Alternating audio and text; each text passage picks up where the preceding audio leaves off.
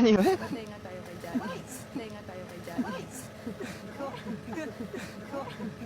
Nalaglag na naman siya.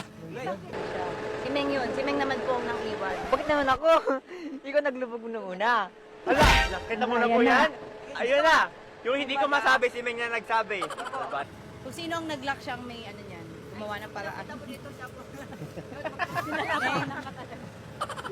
Kasi po si Gio. Kasi po si ate talaga yung pinaka-first. Tapos si Kajay. So, sino talaga may kasalanan, Meng? Sino may Para kasalanan? sa akin, 50 to. Ay, sino yung Ano 100? talaga sinisisi mo?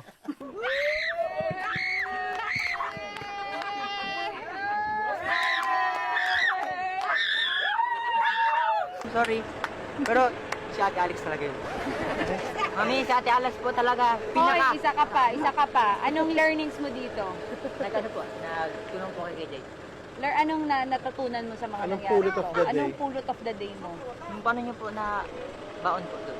Ay, ako pa rin talaga dinidiin niya. Yay! Kagayahin ko si Domeng.